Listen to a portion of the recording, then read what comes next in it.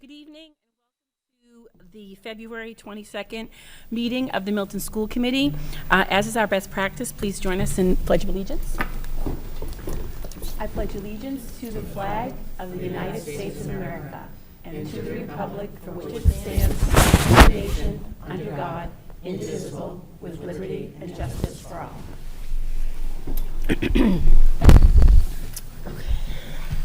Okay. First thing I want to do, actually, before we start even the approval of the agenda after the Pledge of Allegiance, is I would like to take a moment to have a moment of silence in memory of Randall Roach Jr. Of Milton. He passed away, unfortunately, on February 20th. He was a 9-year-old student who moved to Milton with his family in 2015, and he was a student at the educational cooperative that we're part of in connection with Walpole, Massachusetts. Our prayers and thoughts are with Randall's parents and sisters, so let's just take a moment.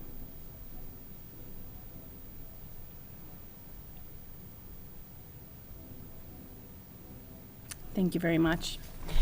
Moving on to the agenda. Formal approval, is there any changes or additions that anyone would like to make to the current agenda for tonight? Okay. Citizen speak, anyone here for it? All right, then off to the chair. That's you. The chair's report first. I thought it was superintendent. Because we had guests. Okay, because we usually always do you first. That's why I'm like, it's chair. I'm like, oh, okay. I'm sorry about that. Okay, so we are, all right, so here tonight we have with us members of our school building committee who are going to do a presentation and talk about a statement of interest. So can you guys come on up to the table? Make sure you use the microphones. You guys can take them off and pass them around, or I don't know, Carrie, is it just going to be you, hon, or both of you? Okay, so you both come up and just take the mics out, and you can hold them if you want, might be easier. Just make sure you speak into them, though, because the people at home on the television can't hear unless you're speaking into the microphones, okay?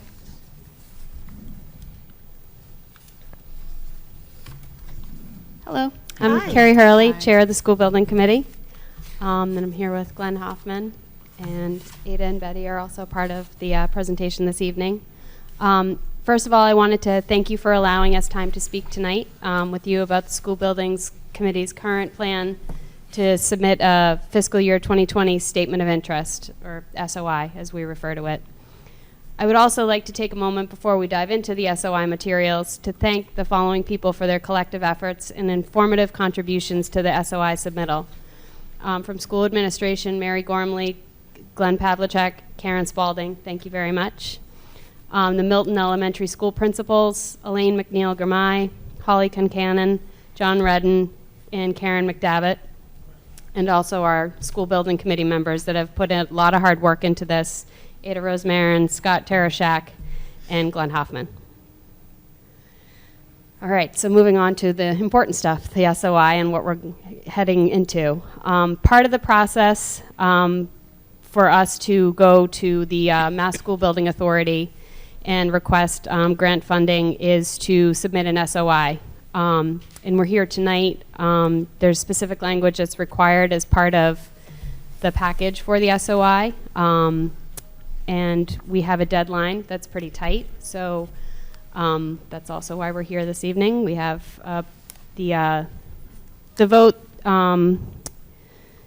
Let's see here. The school committee vote. We have the submittal of the SOIs must be approved by by a vote of the school committee. And we also, as part of this, we have to get the minutes of the school committee meeting at which the vote was taken, and there's very specific language which we'll follow up with shortly. Got in your packets. Mm-hmm. It's in the packets, I believe. Mm-hmm. Yeah. Yeah. So just a little background on the submission process in the SOI. We're here tonight for the approval from school committee. We also are required to get approval from the select board as well, which we'll be going for at their meeting at March 11th. And it's a very competitive process, and we definitely, it requires a lot of effort and due diligence in order to get this right, round one, which is why we've had so many people helping us compile this information, because we really want to put our best foot forward. Last year, 61 SOIs were submitted and 11 were approved. And the funding really depends on how much money they have each year and the total cost of the projects they approve. So it's anyone's best guess if we'll. Can I ask Carrie too, can you just explain, I don't know if you want to explain, or Ada or Betty, because I know there's so many new families in town, and the fact that we're moving forward to build a new elementary school. But I don't think a lot of people, the newer families that have young elementary or preschool children, understand about the process, so that when you're talking about the statement of interest, that what we're doing to submit this to the school building authority is to see how much funding we could potentially get from them for this building process. Like, maybe just speak to that a little bit, because I think people are like, well, where do we get the money? Do we all taxpayers pay for everything? So maybe just speak to that a little bit so people understand that, because I don't think the younger parents have really any idea about how that goes. Sure. Yeah. So essentially, we, submit our statement of interest, and they come back to us based on available funding at the time, and the way that I think it's a funding cap that they have. And I don't know what's the percentage. Cap each year. There's a cap each year and it's based on 1%, I believe, of. I can't remember the name of the. So just for parents at home, so there is the Massachusetts School Building Authority for the purpose that if new schools need to be built or renovations need to be made to public schools, that they put in this statement of interest to,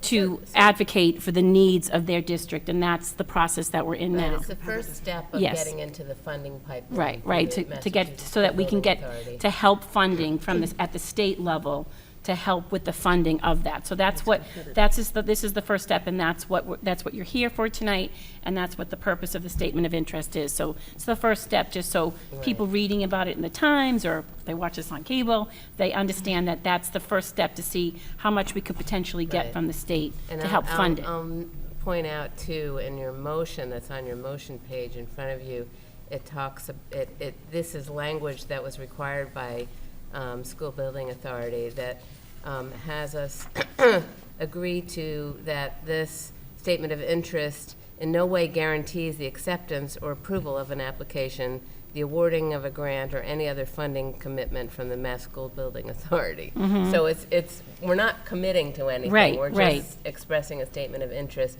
It's the first step, and if we want to take part in that, we have to start here. So that's Exactly. And then what we're they doing. will prioritize us in their pipeline, correct? Yeah, Okay. yeah. Yeah. Well, they'll say yes or no. Right. This Yeah. year, and there are many schools who've been turned down and have come back, multiple years, which is something we'll have to take into consideration as. But we won't find out until December or January. They make their decision in December of 2020. Yeah, they have 270 days, right, to get back to us. Yeah, yeah. Wow. So, yeah, it's a lengthy. And this Thank you, is submitted in April, so that is Right. quite a long time that Yeah. they review Yeah. stuff, huh? Yeah. Okay. Yes.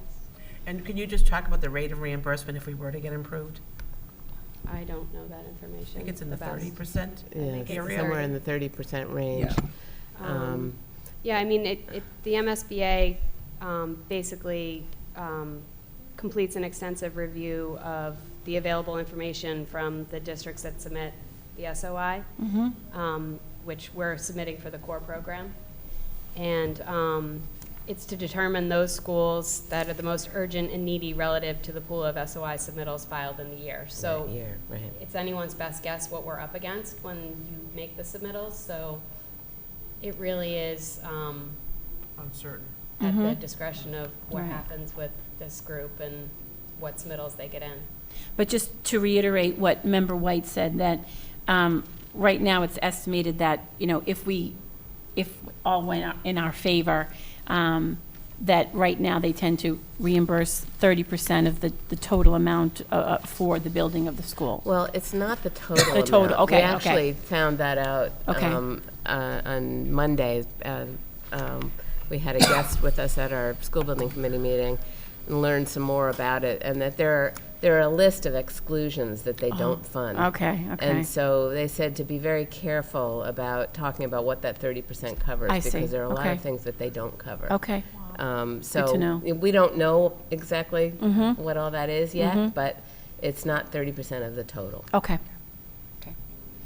All right, sorry about that, go ahead. It's okay. I'm just trying to see which. So essentially, it's determined based on different priorities, and they go by the MGL 70B to the local project priority criteria. There are 8 that they look at. We are going to apply based on priority 2 and priority 4. Priority 2 being elimination of existing severe overcrowding, and priority 4 being the prevention of severe overcrowding expected to result from increased enrollments, which must be substantiated. I'm sorry. So Cunningham School is the representative school that we're using in our SOI. But we are responding based on all of the schools and the statistics. And I think another piece that's incorporated in the submittal is a general description, building history, site description. There's not a lot that we need to say there. We do have some newer buildings. We talk about the educational spaces, the descriptions, number and sizes, cafeteria, gym, library, the capacity and the utilization of these spaces. And we are also asked to address the maintenance and capital repair program, the 20-year maintenance plan, and the strategic plan for facilities. Mm-hmm. So there's a ton of information that we're pulling down for this, but I guess, Ada, maybe you can chat about priority 2. Sure. And I will say that Glenn Pavlicek and Bill Ritchie were super helpful in pulling together all the materials that went into that general description about the buildings. So priority 2 and 4 have a series of questions that they ask that are really pretty similar. They ask you to describe the existing conditions that constitute severe overcrowding, what's going on, and then what measures have you taken to mitigate that problem. Explain the impact of the problem on educational programming, any recent changes in educational programs, school assignment policy, grade configuration, class size, et cetera, and a description of non-traditional spaces that have been converted to classrooms. As you know, we have a lot to say. have plenty of those. Yeah, We have a lot in to that. say about all of those Right, questions. right, for That's all good. those questions, exactly. right, So right. that's why That's good. we don't have a written SOI for you to look at tonight, because it's still in draft form. There's so much to this, and we're still working on pulling it together, but because of the timing, again, the School Building Authority provided specific language for school districts that are in the situation that we're in, that you will be approving an SOI that we will be submitting by April 8th, that knowing that it's not done right now. So, but as soon as we have it done, we'll most definitely get it to all of us. So I'm going to just walk you through the highlights that to respond to those questions in priority 2, which is our lengthiest response. I would say overall the package is somewhere around 15 pages or so now, and this is so we talk about in existing conditions, talk about the elementary enrollment growth, which we all know, and a lot of this is going to sound very familiar because we've all been talking about this for a long time. Since our last school building project to now, about 27% increase. We talk about the DRA study and the projection of being short by 26 classrooms in 10 years. We go through school by school capacity what schools were built for and what the current enrollment is, to show what the, how we are overcrowded.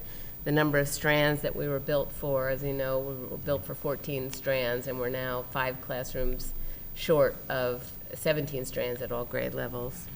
We talk about the efforts that the district has taken to maintain balanced distribution of class sizes across the district, which is, I think, really a remarkable thing considering the numbers of students that have come in. But as you all know, the process with a new enrollee comes in and to a school that already has kind of maximum class sizes in their school, they're encouraged to go visit other schools, meet the principals, and I think the school district provides transportation, and those families move over to those schools, fall in love, and that's it. And so as a result, when we look at the enrollment charts across all the grades and all the schools, they're remarkably even across the town. And whereas if everything we just sort of fell out, you go to whatever school, you might have one class with 35 kids and another class with 17. If you just let it fall naturally. So kudos to the administration for managing that, and Milton parents who are savvy customers and recognizing the importance of class size and their kids' education. And so converting non-traditional classroom spaces, as you know, has been our main thing. We've already converted 20, with 5 more projected in the next 5 years, and we've discussed those. And that's all written about in the SOI. Then we get into what measures have we used to mitigate. And we take a step back to talk about the elementary space needs study by DRA and the short-term recommendations, options that they provided, and the long-term options. Talk about the vote that the school committee took last year to build a freestanding new K-5 school, and the formation of the school building committee last February, and then the school building committee that started meeting in July, and then in November the school building committee concurred in their vote with to also agree with the school committee in building a new K-5 school. Some of this is to sort of lay the groundwork so that the school building authority sees that we've had a lot of things in process and that we're doing the work before we even get to them.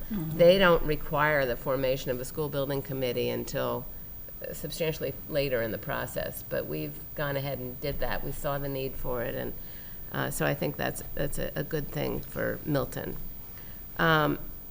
So as we said, conversion of a lot of non-traditional rooms to classrooms, and what we're seeing in many of these rooms is that the rooms are inadequate sizes for the classes that are in them. They're smaller than they would be if they were traditional classrooms.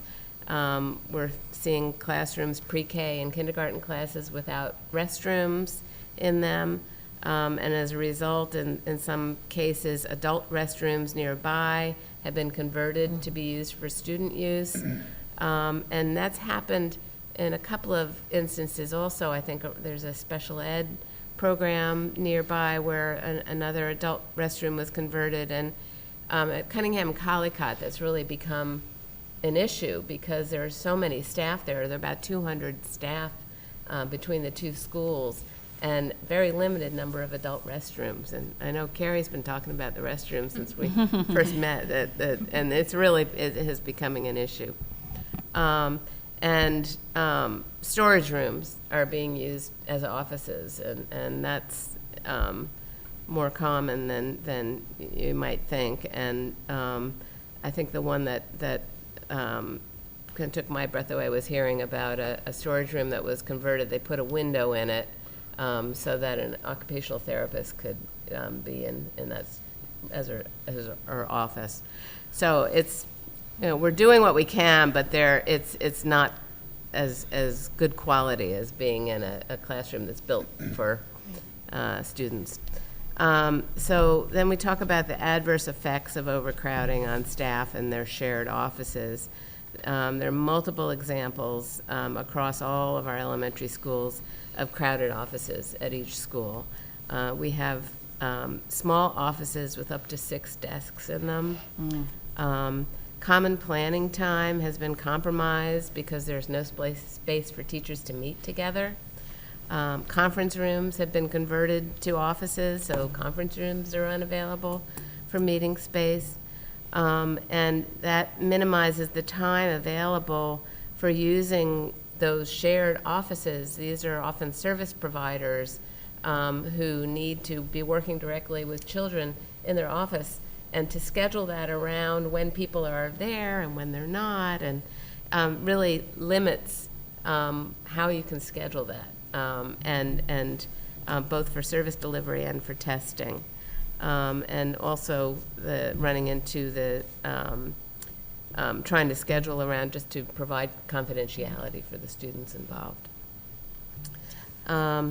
Overcrowded playgrounds are an issue, as you know, at Cunningham and Collycutt in particular. We have this year between 210 and 225 students at recess in a half-acre playground that's 90% paved. So, you know, this is where the whole CC Green Space project emerged from, and hopefully will help to solve that problem in next school year. As I mentioned, restrooms are overtaxed and limited. Cafeterias are strained. Tables are crowded, especially with the older students. Noise levels are increased with more kids filling the cafeterias. Lunch lines are longer, also giving kids less time to eat. So the schools have tried to address this by adding some new tables to the cafeterias, but there's still the same number of kids. It's just, you know, spreading them out a little bit. And food services has increased some cashiers to shorten lines to give kids more time to eat. But it's a challenge in the cafeterias. The cafeteria stages are used for instruction, for storage, for meetings, for, you know, anything that somebody who's looking for a space can use, and that's something that can happen all day long, especially, you know, while food is being prepared or afterwards, after kids are done with lunch. Libraries also are compromised. The library reception areas or checkout areas in all 4 of our elementary schools have been converted to offices for multiple non-library staff. And it just is, it also is another one that just kind of blows my mind to think about. You've got this team of people behind the desk who are doing things that have nothing to do with the library, but they need a place to be, and that's where they are. So it's less than satisfactory arrangement for the library and for those staff. And library spaces have been carved up by teachers' desks are in there in some cases. Maker spaces, which have been a wonderful new addition, but they're taking part of the library. Materials are being stored there and other instructional needs that are happening in the libraries. And then we go to impact on the educational program. As I mentioned, there's no locations for teachers to do common planning time, which is a challenge. For special education services, as I mentioned, the limited ability to provide those services, special ed services and testing with shared offices and too many people, and being able to maintain confidentiality. But it also limits the district's ability to develop those specialized special ed programs that would save the schools and the town a lot of money if we could have those here and keep those students in town, and which is something that we would really like to do. Would be better for the students and better for everyone. Art and music are compromised with traveling teachers, no storage space, access to their art and music materials and kilns. Computer labs have been eliminated. Grades 3, 4, and 5 take MCAS on computers, and they've lost dedicated computer labs as testing locations and a space for educational technology instruction that could happen in those computer labs. The Cunningham-Collycott Nurse's Office used to be 2 offices side by side, each set up to serve 500 kids. They've now been carved down to the equivalent of one of those offices that are serving 1,300 students. And as you know, we've heard about the playgrounds and the numbers of injuries coming in from the playgrounds that, the nurses' offices are busy. Expanded class sizes have a negative impact on students' learning and teachers' teaching. Staff morale remains positive, but as conditions continue to deteriorate, it'll make it more difficult to recruit and retain high-quality staff, and that's something that we'd like to avoid. The change in school assignment policy was something that, when they ask about all the possible changes, that just happened to be something that we just approved this year, which outlines the procedures for first grade assignment to French and English programs. So, as a result, we had to explain what the English and French programs are to somebody who's not familiar, and how our class sizes vary depending on French versus English, and that this assignment policy and how this works. And that we talk about that there is no set class size policy in the district, but there are guidelines to guide class size determinations district-wide that are determined by administration using their educational judgment.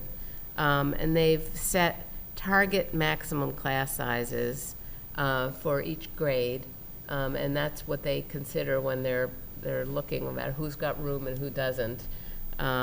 But clearly, those target maximum class sizes are higher than desired maximum class sizes. And then last in this section is going into more detail with the classroom conversions, and we will provide a chart of every single classroom conversion by school, and as an attachment, we'll provide floor plans that show where every space was converted with those yellow squares that you all are familiar with that indicate where the conversions have taken place. And there are even more of them than we saw even last year when we were doing this. And things have just changed from last school year to this school year in that regard. And it's thank you to the principals again for sharing all that information with us. So I'm going to pass it back to Glenn to talk about Priority 4. Hi, my name is Glenn Hoffman. I'm a local architect. I'm a member of the School Building Committee. Thank you for meeting with us this evening. A lot of what I'm going to speak to is really a continuation of what Ada spoke to. You just heard the current situation. SOI Priority 4, the question we're dealing with is increased enrollment in the future, projecting, if you will. Right now, currently, we're at 27% over our school capacity for the 4 elementary schools. So we're basically stuffing 5 elementary schools into 4 buildings currently. And it's problematic for all the reasons you just heard Ada describe. And there's all kinds of unique issues to them. There's other solutions besides a new school building, but we have so many unique conditions as far as site constraints on our current school sites. Expanding current schools just is not an option at this time, So when we deal with projection, we talk about the NASDAQ projections, and ironically, right now, NASDAQ is actually, our latest NASDAQ is showing that we're topping off right now. And we feel like that's a very conservative outlook for various reasons. One one of the main reasons is Milton's a great place to live, and a lot of people want to move here, and a lot of people move here for the schools. I haven't found any projection that projects how many families are going to move to Milton with children, but it seems to be a trend in this town that many of the people that move here, they're either young couples or they're couples that already have children and they're moving here for the schools. So we're keeping that in mind when we look at the projections. And there's a history, too, to it, that we all know, that a lot of families do move to Milton for those reasons.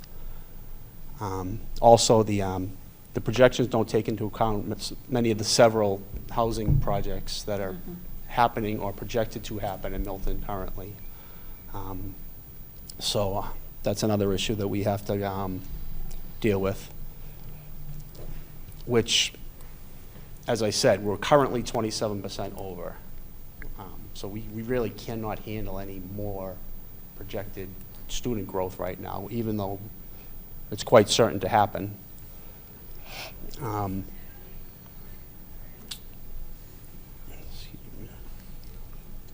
So the projections, the NASDAQ projection in 2008 were underestimated by 275 students, and it was very similar formulas that were used.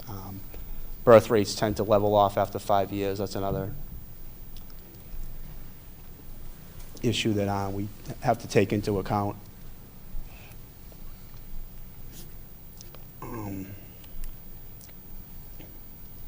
We don't have a current list of projects that are happening currently. Yeah, we're in the list, and we're in the process of compiling Okay.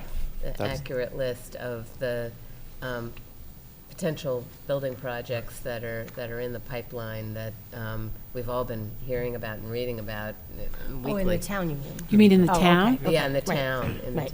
yeah. Okay. I was actually on the phone with NASDAQ today, going over some of them, and giving them places to check on different aspects of them.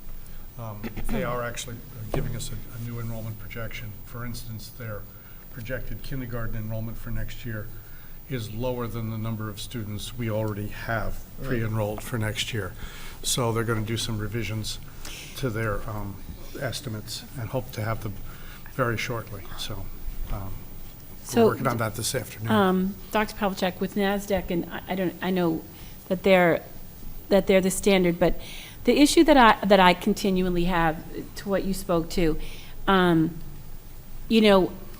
Milton, because we are only 7 miles from Boston, there are hordes and hordes and hordes of families that buy houses here when their kids are 4 and 2, 3 and 1, 5, 3, and 1's on the way. So all the houses that are bought, I think it's great that we're putting all of the new development in, because we have to account for that. But I think that we just would have a stronger argument if there's any way that we can get from real estate, like how many houses are sold, on a yearly, like in the past 5 years, like how many houses have been sold on a yearly basis. And I know that we can't say that every house that's sold is going to be somebody that has children, but I really think that that's where our overcrowding is. It's like, if you build it, they will come. I mean, if someone sells their a 4-bedroom or a 3-bedroom, I don't know. I was saying, I don't know, if it's like 75 homes were sold last year. I would say that, maybe 70% of them were bought by people who have children, young children, for the purpose that you said. So is NASDAQ, can they reach out? Are they taking that into account? Because I think that that's really going to prove that point of number 4, that future overcrowding, it's not going away.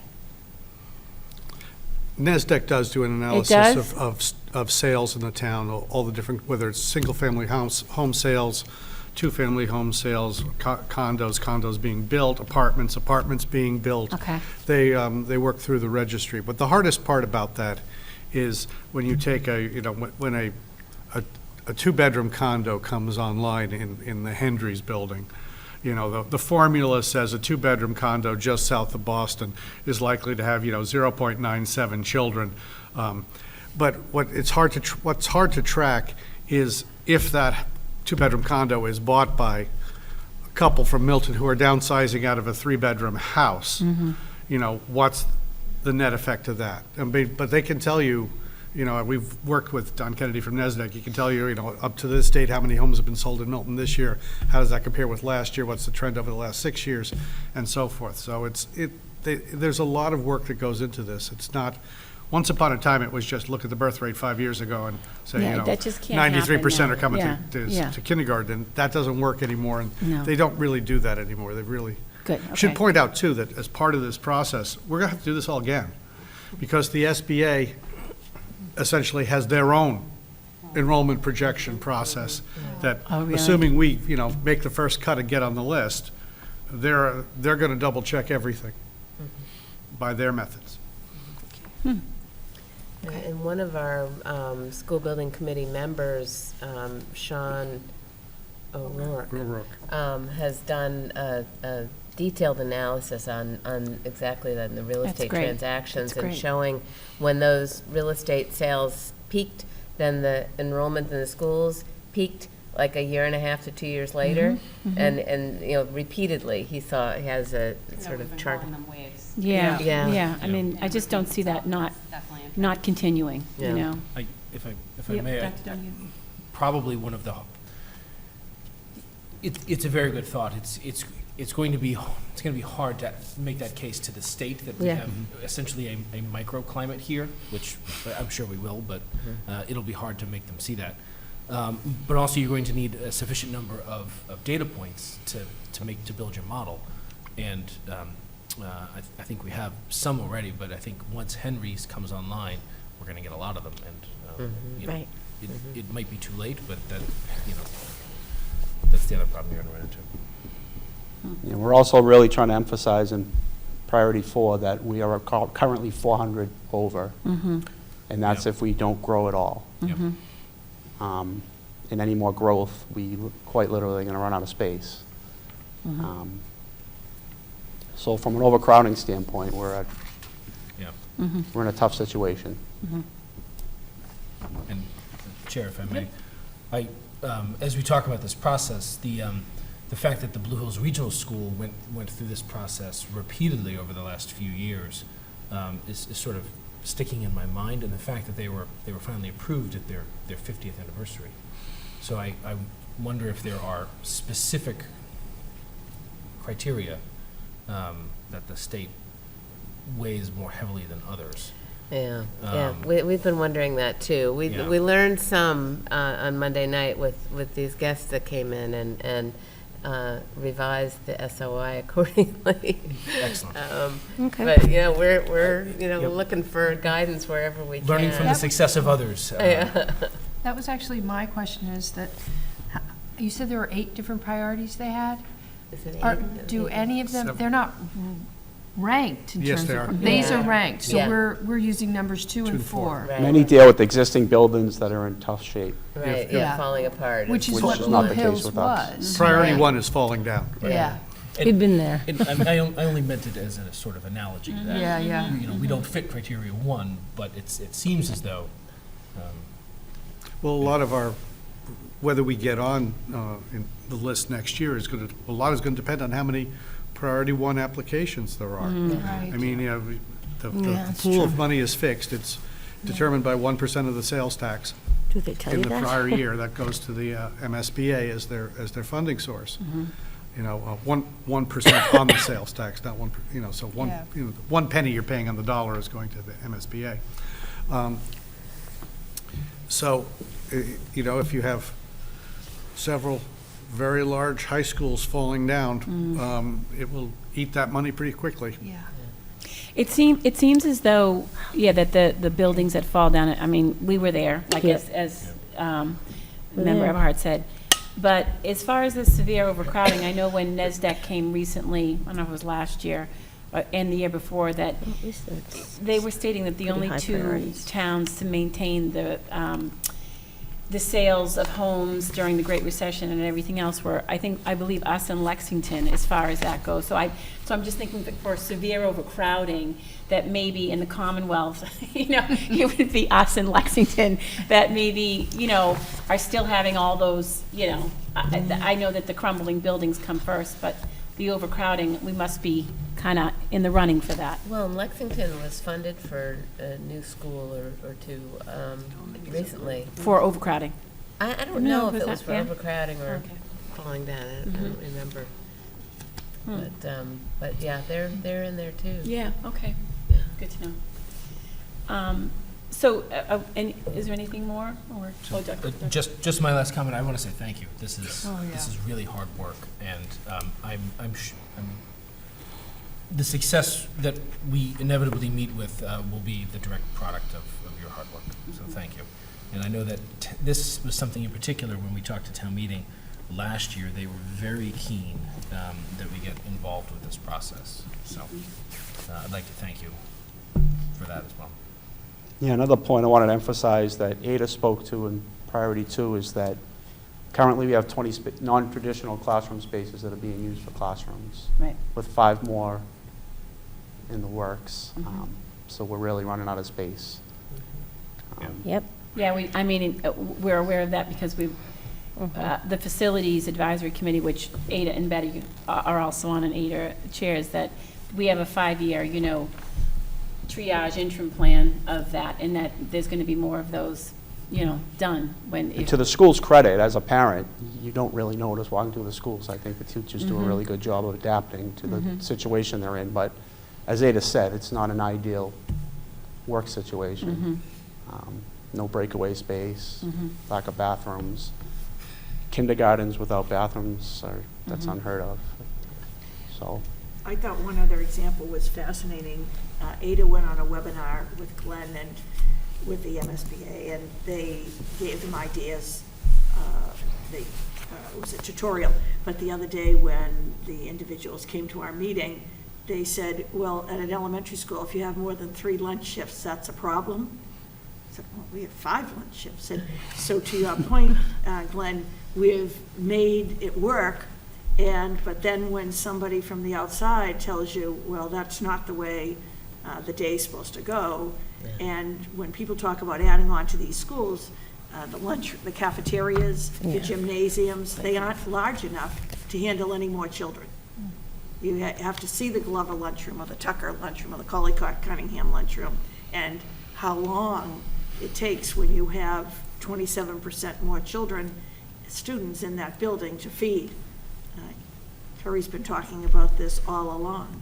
But to your point, we've made it work. But when somebody says, oh no, educationally sound is 3 lunch shifts in an elementary school, and I said, oh, we have 5. We have 5 lunch shifts to feed all the children. So they have indicators that give you comparative data from across the state, and they'll analyze all of it. And just again, circle back, your point about we're going to have 25 non-traditional spaces, that's roughly 25% of our elementary classrooms, assuming 17 strands times 6 grade levels. So that's a quarter of our elementary space. And it mirrors our enrollment growth, 27% over enrollment, but I think that's another way of encapsulating that. Right, and the fact is that we write about in the SOI that if we get to the end of that 5 years without a new building, we're going to be forced to having to look at other short-term options that we weren't willing to do before, which means, looking at modular classrooms or raising class size or things that we really don't want to do. Yeah. We don't think is good for the children or the schools. Just one thing, part of the process for this, you don't go into the MSBA and say, we want to build a new school. They want you to go in and say, what are your problems? They don't even have the option. That's why Cunningham is picked out. You can't just say, we need a new school.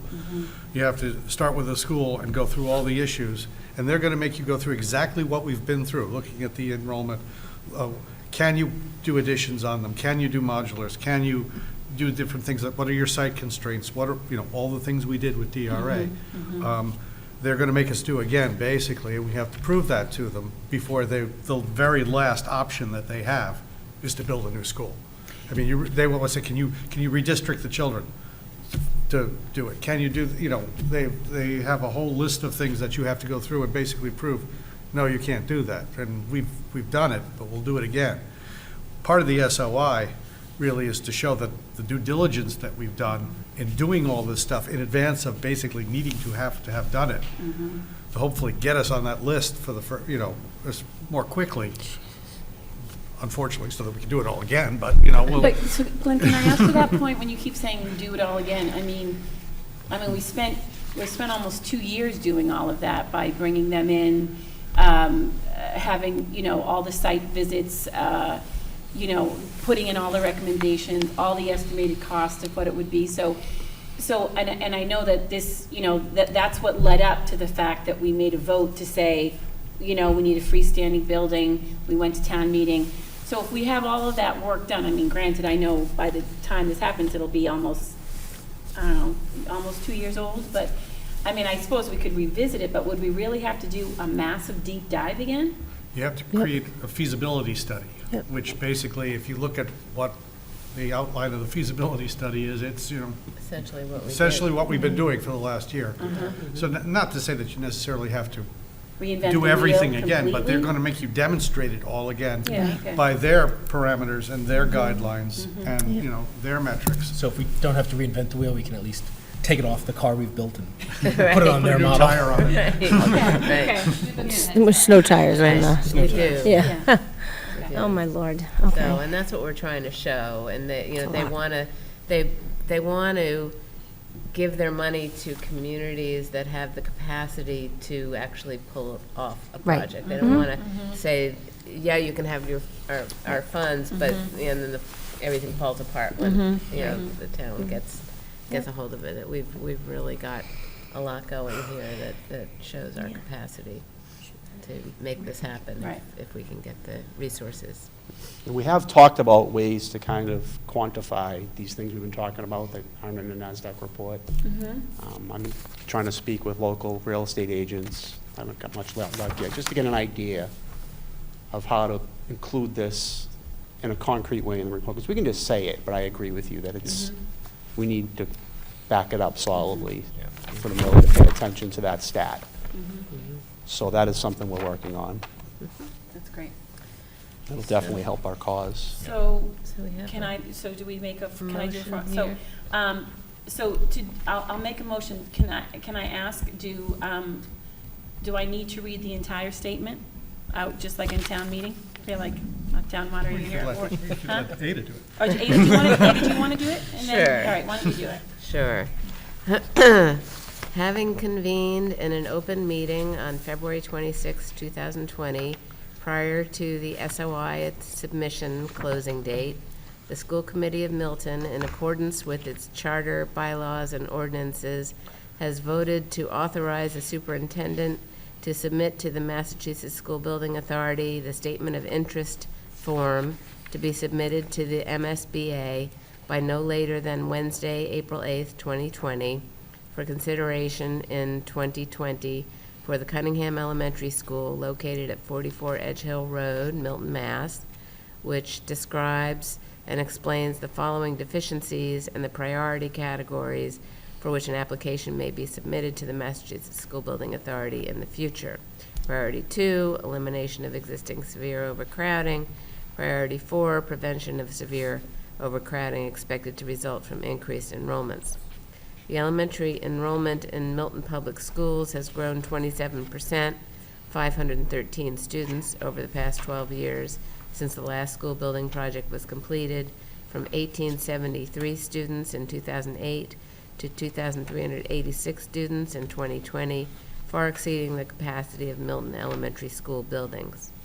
And hereby further specifically acknowledges that by submitting the statement of interest form, Massachusetts School Building Authority in no way guarantees the acceptance or approval of an application, the awarding of a grant, or any other funding commitment from the Massachusetts School Building Authority, or commits the town to filing an application for funding with the Massachusetts School Building Authority. So that's the motion. I'll second the motion. So all those in favor? Unanimous. Thank you again. Thank you to Ada and Betty as our two representatives on the school building committee. I know that they have, and to Dr. Pavlicek, and Superintendent Gormley, who I know go to the meetings, as well as all the rest of your members. I know that this is a big undertaking. It's extremely important for the town. But thank you for your efforts. Thank you, Ada, and Betty, for the legacy knowledge that you're getting everyone started on, the amount of work that you put into that statement of interest. On behalf of the school committee, we're extremely grateful for all of the hours and the due diligence that you both have done, along with the rest of the members of the committee, and we're grateful. I have to say, on behalf Betty and Ada, praise you all. They say they've been through this before, X amount of years ago, as you all know, and just speak very highly that you have such a wonderful group just to kind of bring on this big endeavor. But we're very grateful, and Thank you. Keep up the great work for us. Thank you so much. Okay. Thank you so much. Yes. Thank you for coming tonight. Thank you. We know you have little ones. Yeah. All right, so next, I'm going to hand it over to the superintendent. Usually it's Thank you, vice versa. Chairperson Varela. I'd like to invite to the table, the committee had asked during the year to hear from our Community Schools Director, Martha Sandoval. Martha, would you join us at the table?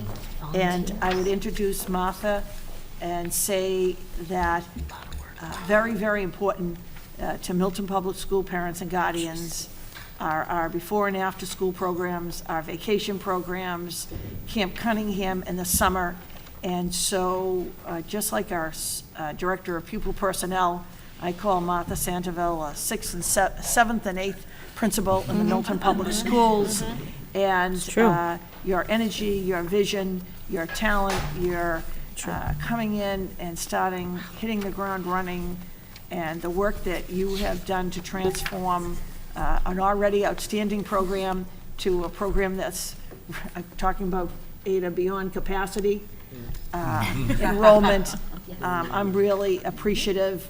Martha is available from dawn, and you can see her in the town of Milton at 6 or 7 o'clock every night. She waits till all of these children are picked up. But I think if you're not involved in the schools, I think Margaret Eberhardt shook her head. She understands this before and after school program integral to Milton parents and the program that you've provided. So we'll turn it over.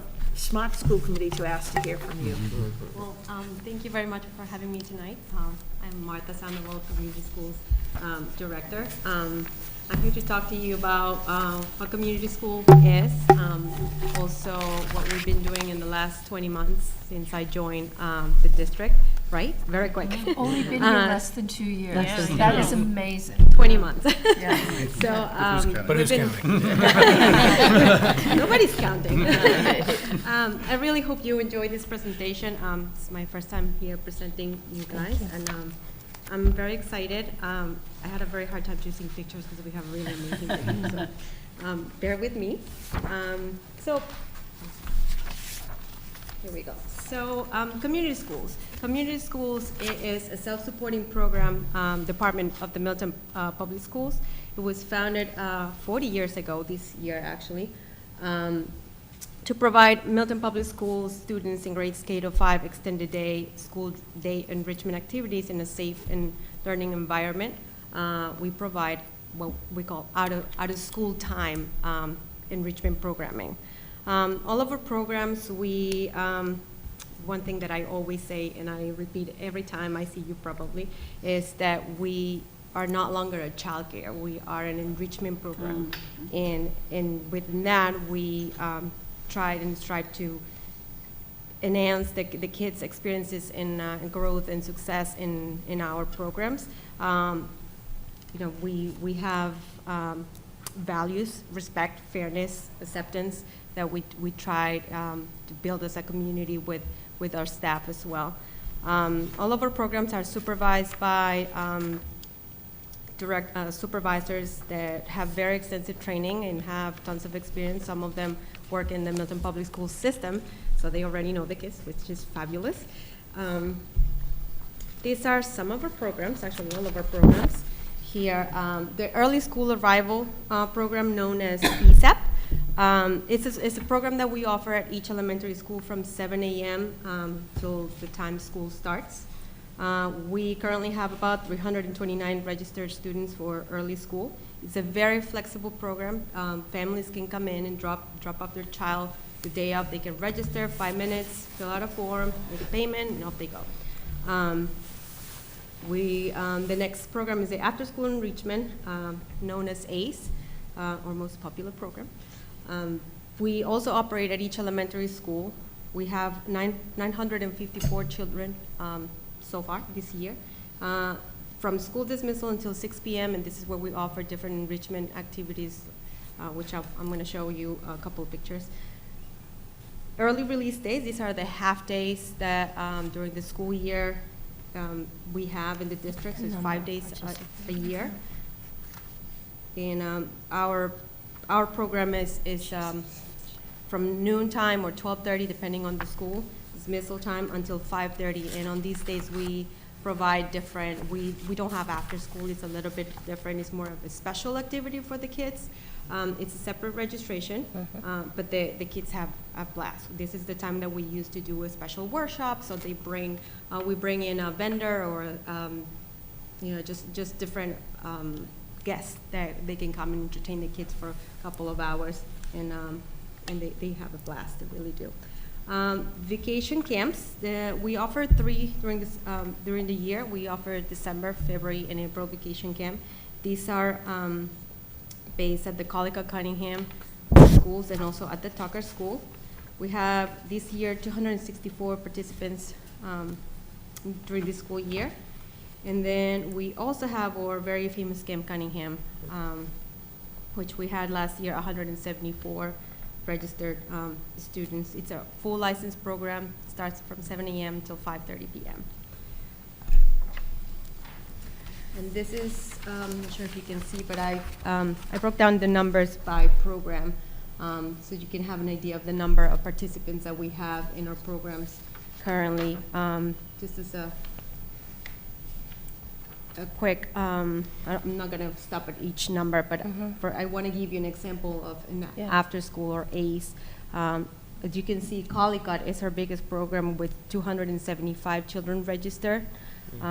Then we're talking about space and more students coming to Milton. So we share the spaces at the Collicutt Cunningham site. So we're talking about a daily attendance of 374 kids, sharing cafeteria, sharing playground, computer. Well, there's no computer lab anymore, but library and so on. So it's quite a lot. It's a big impact on community schools as well, as you can see.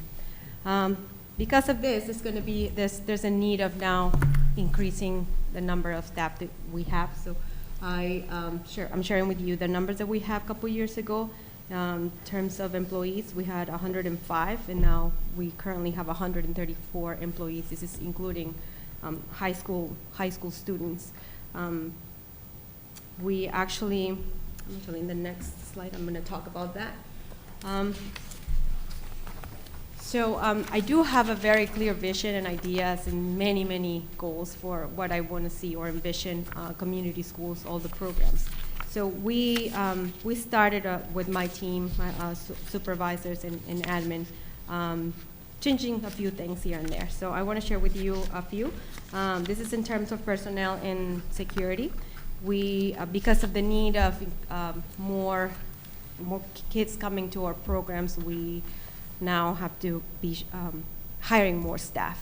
And hiring staff for a couple of hours in the middle of the day, afternoons, it's pretty challenging. But we also, rather than just grab anybody, just say, here, you want a job, come in. So we actually improved the screening process now, so they all go through an interview, they do fingerprinting, and so on. We also, as you know, you approved last year, our hourly rates for staff were increased by 4% in hopes to be able to find staff, which has been working. This year, we actually increased the number of adults that we hire. Our programs rely heavily on high school students. and sometimes it's not easy to rely on them 100%.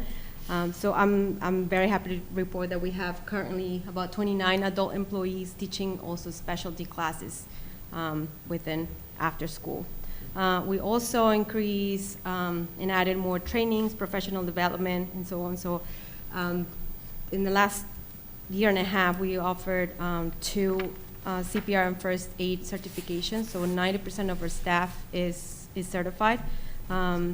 Our supervisors and some of our staff attended the nonviolent crisis intervention, and they've received training in policy, safety, lesson planning, etc. We did a very big lockdown and safety training, which was led by the police department with Mr. Sergeant Richmond. There were 84 employees from the 4 sites, including Milton High School students. And it was very interesting. They had a lot of questions, and it was good to do that. In terms of safety and security policies, we've been revising all of our safety emergency plans and getting these high school students involved as well. So not only for the adult staff, but the high school students now, they understand what to do in emergency. And I believe you all know about the fire alarm that happened February 14, and our staff really did what they were supposed to do and more. So,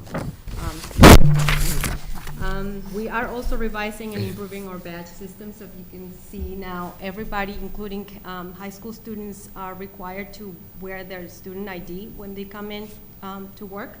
And we have these little holograms with our logo that says Milton Community School to identify that they work in after school. In terms of program improvements, we have done a few changes as well. One that I'm very proud to share with you is our registration system is changing. We are now using a platform called Family ID, so we no longer have registration in person, which was a problem for a while. We are able to, we implemented this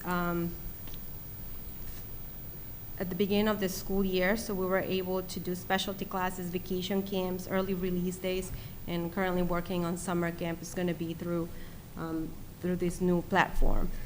No more Unibank registrations for next year. In terms of updated policies, again, they were updated for safety purposes. There were some changes in drop-in uses, behavior policies, and so on. Early release day programs, which are the half days that I mentioned earlier, they're open to after-school students. Again, I already explained special activities and a few examples there of what we've been doing. This next week, March 5th, is another early release day, is the last one. So some of our sites have very interesting and fun activities for the kids. We also changed the number of sessions a year from 2 sessions to 3. So that means every few months we change our schedule in activities, so the kids don't get bored of doing the same thing. They get to try new things, and it's a bit different. It's been working out very well. And then one very exciting thing that we just launched last month, or this month, the beginning of this month, is the newsletter. So if you don't mind just clicking really quick. A lot of the times, the parents don't get to see what we do in our programs, so I thought that this would be a very good way to share with them what we do, and a lot of reminders and calendars, pictures, so they get to see what's happening in community schools.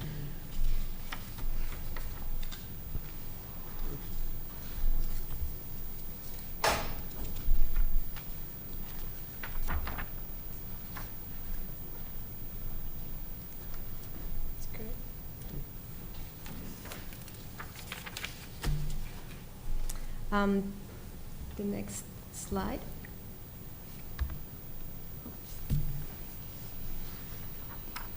One of the things that we've been focusing on and working really hard, like I said, is changing the mindset of childcare to enrichment program. And as a result of that, we are now having more vendor partnerships. So we bring outside teachers or specialists like gymnastics, or there's this company called Hip Kids that run a singing class, a hip hop class, comics, and etc. So these are optional activities, so they're not included in the ACE tuition, but families have the option to register at a lower cost than if they went outside of our program. We also added more specialty classes. I really want to share with you the last one that says mini CITs. So that stands for counselors in training. This year was very unexpected to see the number of fifth graders increase in after school. Sometimes they think that they're too cool to be in after school. They're already too old, and they don't want to, they get bored, and that's when the behavioral issues might come up. So we are working on piloting at Collica Cunningham, a mini fifth graders club, where they will be doing just like the work as a counselor of a high school student, where they will be helping out maybe in the cooking class, maybe they'll help putting supplies away, assisting one of the teachers or things like that, which they love doing. So I will be, next time I see you, letting you know how that went. I cannot talk enough about Camp Cunningham. Again, had a very, very hard time choosing pictures. We had really a lot of fun last year. Again, we had about 174 kids that registered, a daily attendance of 100 kids. And our program is fully licensed in the summer. We open at 7 a.m., we close at 5:30 p.m. There's a number of new things that we implemented. As of last year, every camp counselor, even if they were 16 years old, were CPR and first aid certified. Also, they all completed security policies, medical, equity, and access lockdown, fire drills trainings, which was huge and very helpful. We also added a few academic and enrichment activities to the curriculum. So we added more STEM activities, more physical activities. There was a drama club that was offered. We've been offering a karate club for a number of years, so that keeps being very successful.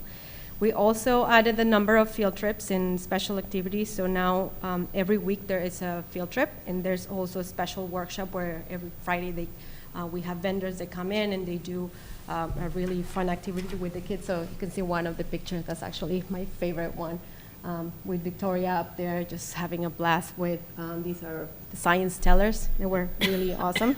And we also collaborated this year with the Board of Health.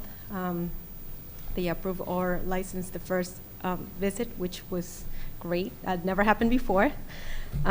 We collaborated with the Milton Police Department, the Fire Department, and with Cunningham Foundation. Our kids go swimming every day. Sometimes they go twice a day. And then they were really, really great and helpful.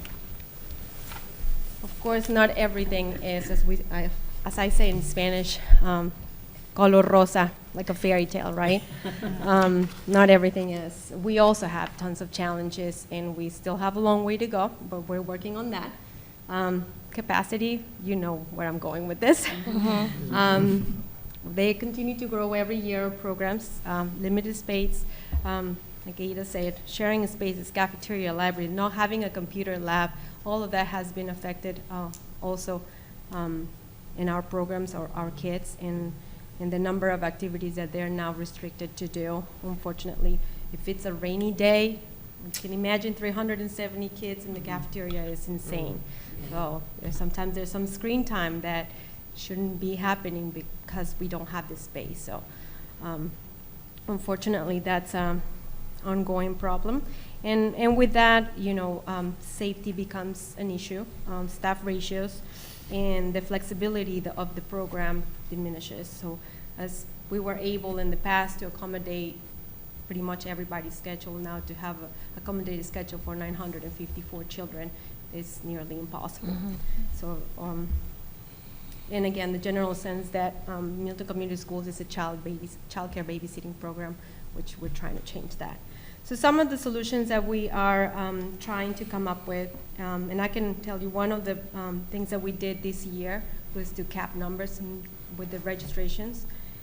We actually had to do that in the fall with the Collicut site. We closed 3 days of the week were completely at capacity, so we had lots of families not very happy with us, unfortunately, but again, safety is our main concern. We are revising policies on a regular basis. We're restricting flexibility. Like I said, we're not able to accommodate schedules like we used to anymore. We are educating families about what community schools is, and one of the things that we're doing is, like I said, the newsletters, more sending out reminders and emails. We are actually organizing a showcase at the end of the school year where parents are going to be invited at each site, and they can talk to supervisors, they can talk to the staff, and learn more about our programs. Registration payment system. Again, this is not a new one to you, Unibank. We are very restricted with Unibank, and it's not very user-friendly for certain for most of the families. There's no option for automatic payments.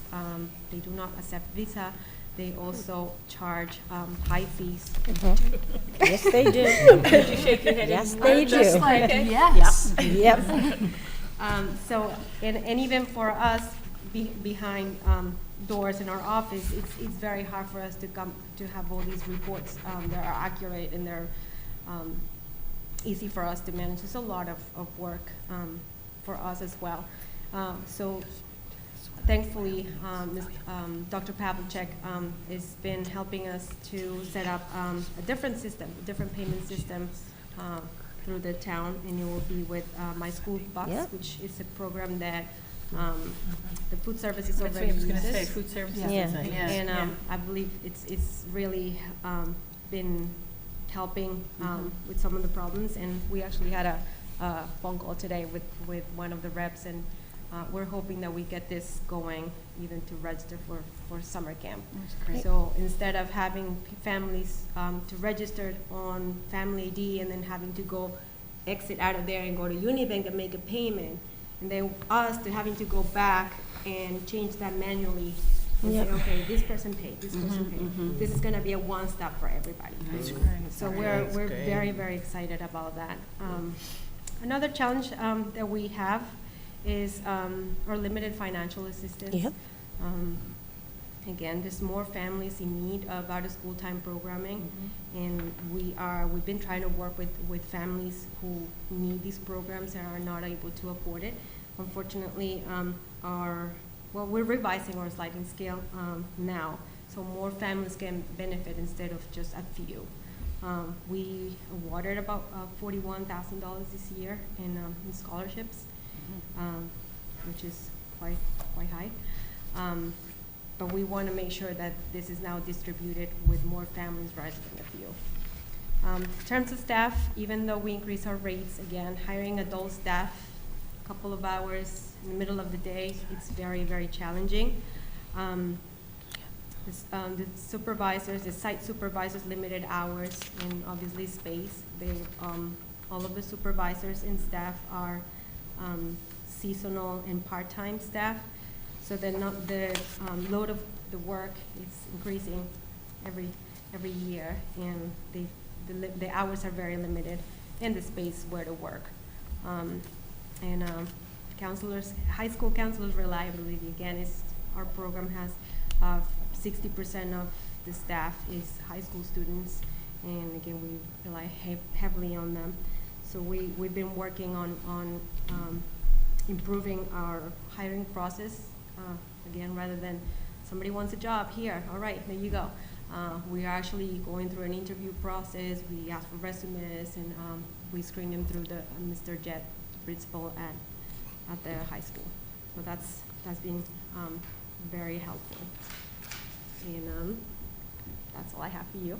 I really want to thank you because each of you in superintendent's office and the business office for all the support since day one, since I came along.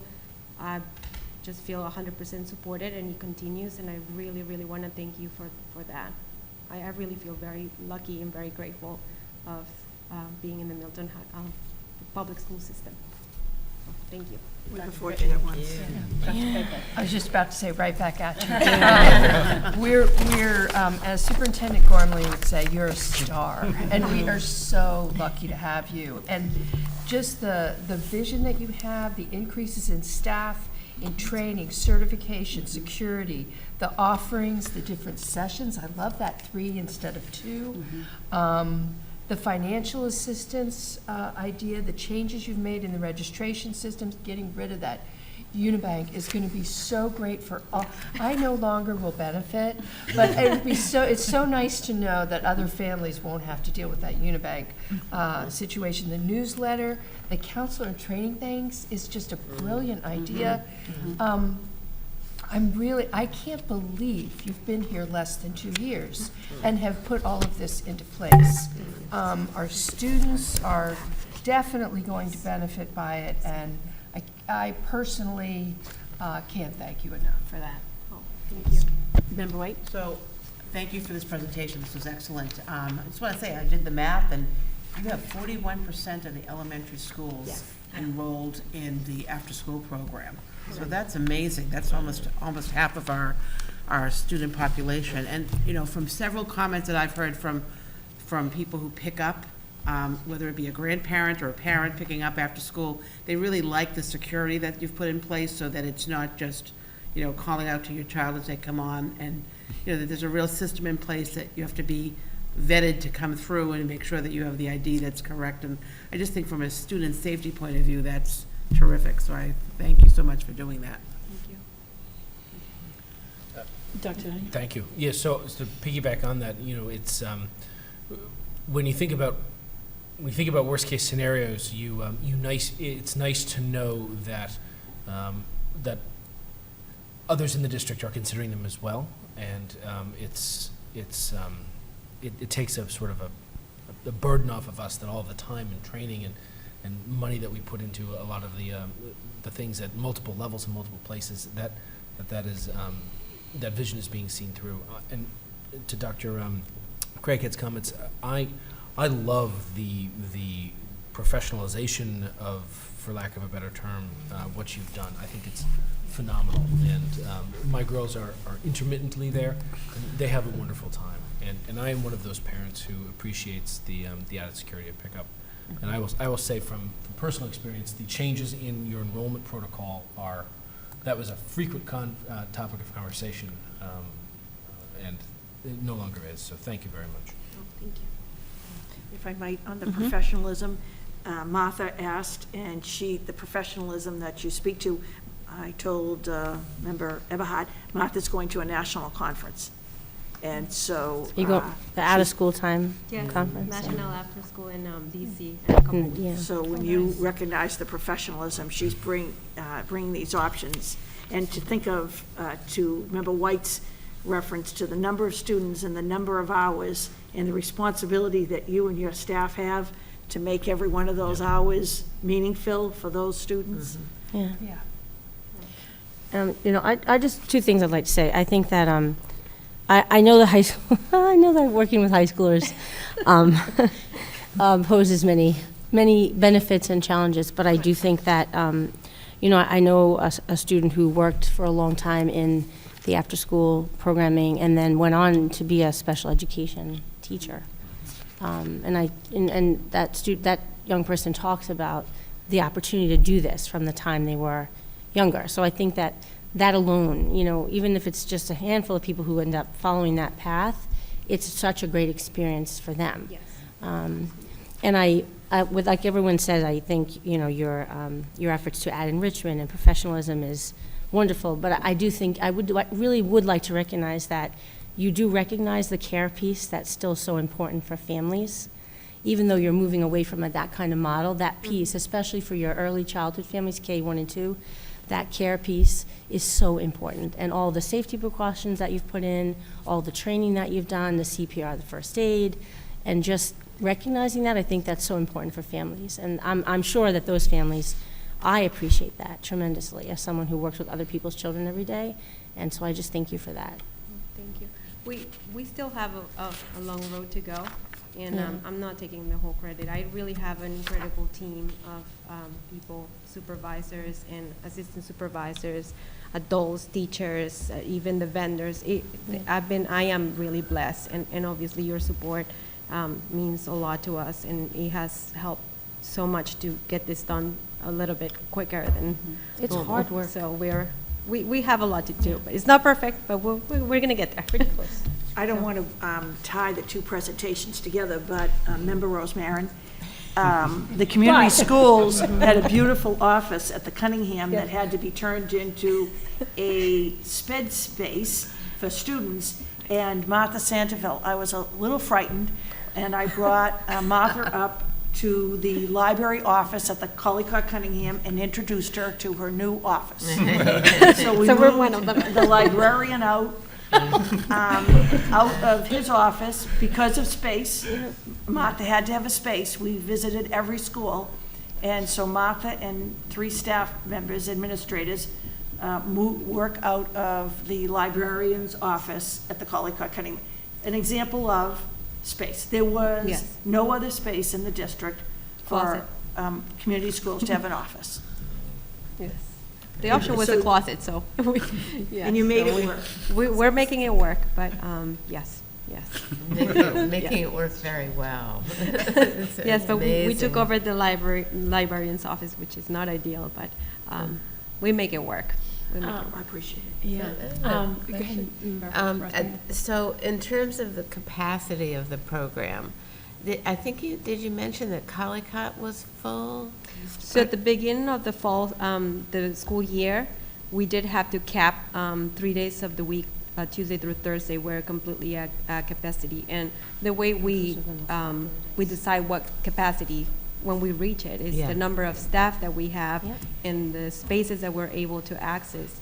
And it really got to the point where we had to say, I'm sorry, no more. And we had a long wait list. Because we do registrations on a monthly basis and parents are allowed to change their kids' schedule on a monthly basis, we revise that number every month.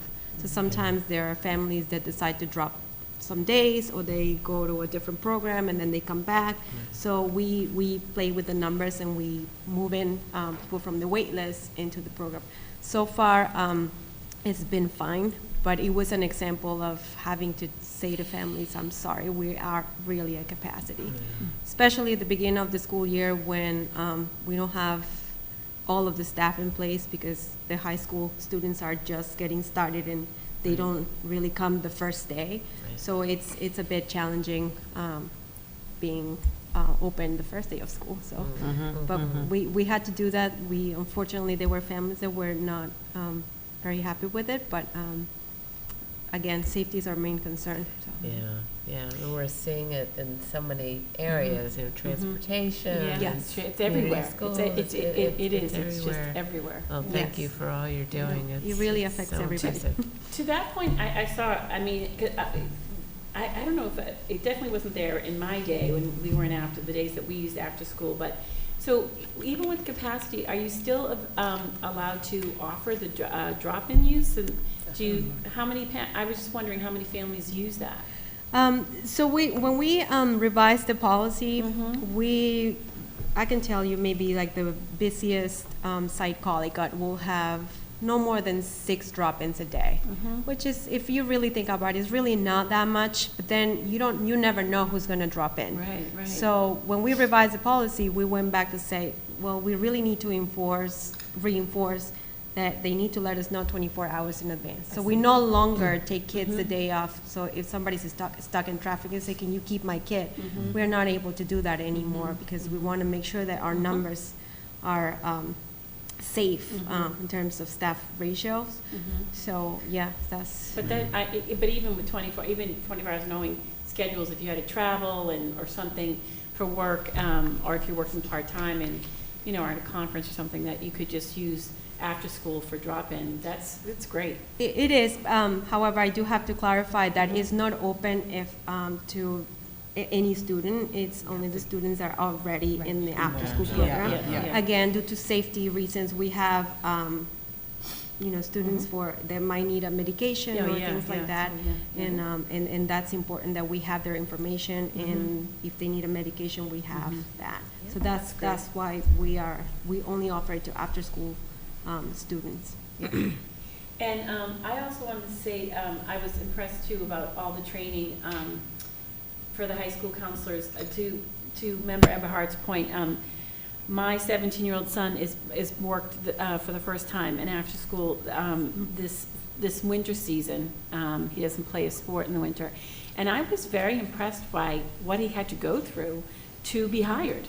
Yes. Like you say, there is the interview process.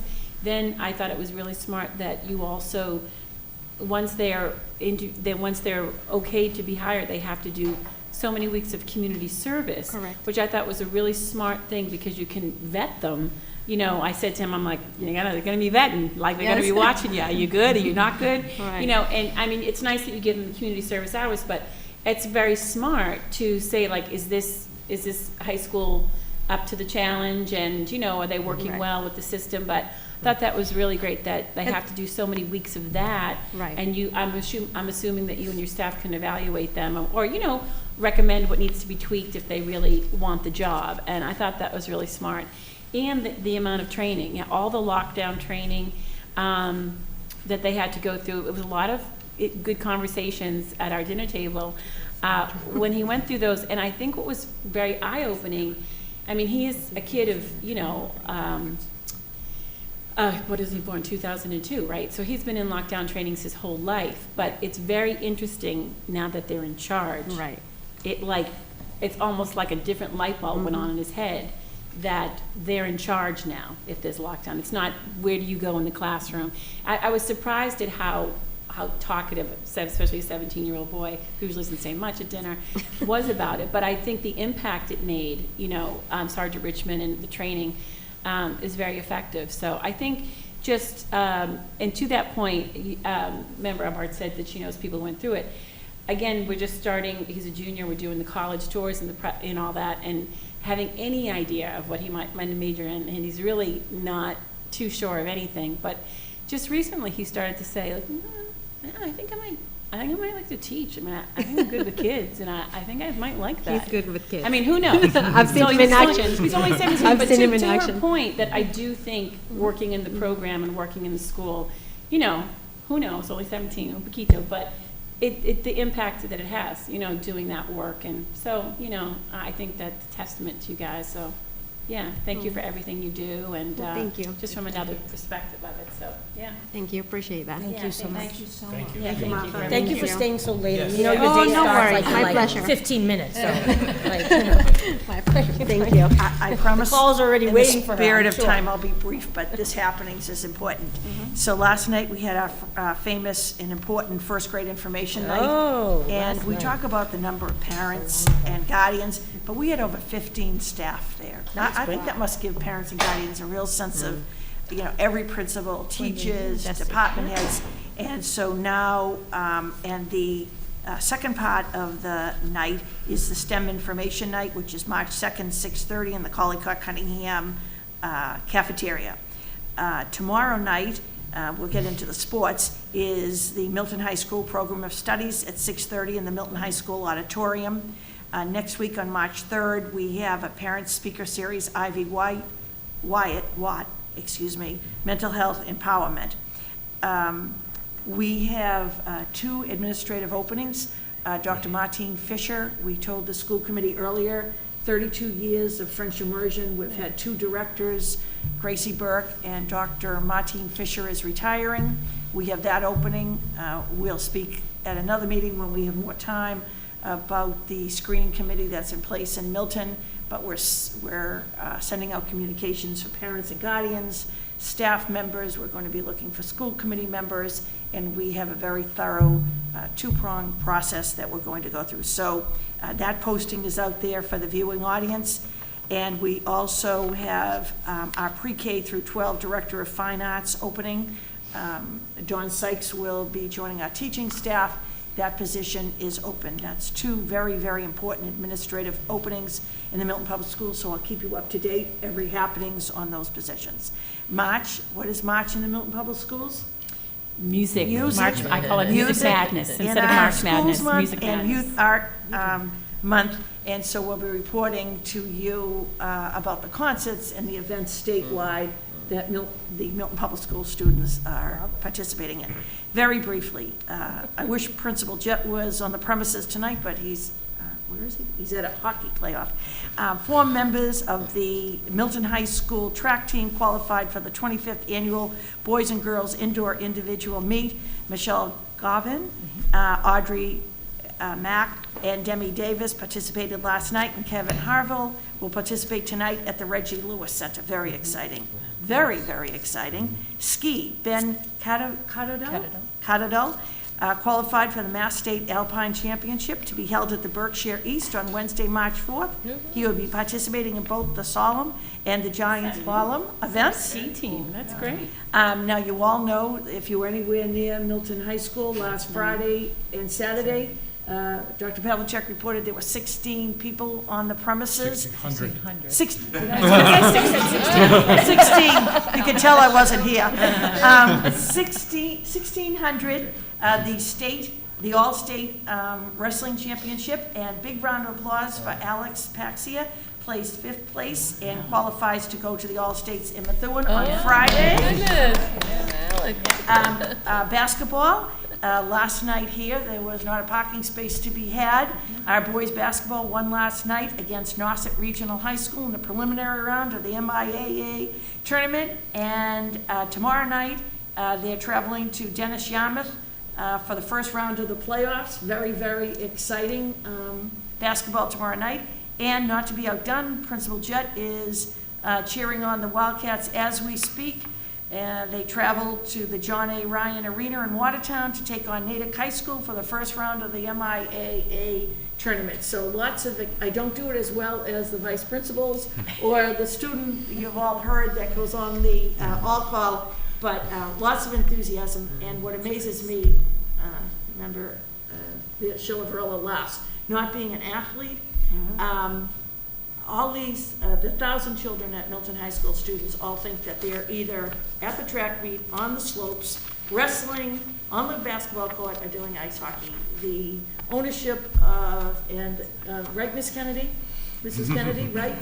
They really take a lot of pride, and you might not be an athlete, but they're out there supporting. No, I mean, last night, everyone had to wear white last night, right, to come to the basketball game. But And they all carpooled, the kids, as was noted, Wish so they they, were all yes. on the bus tomorrow. Yeah, well, yeah. So, it's a challenge. So Dr. Spalding is going to end with a very exciting report. Yes. So as you know, part of the strategic plan, and a very important part of the strategic plan, is for the Milton Public Schools is committed to diversifying the educator and staff members in the district, because we know there are many benefits to all children if there is a diverse staff.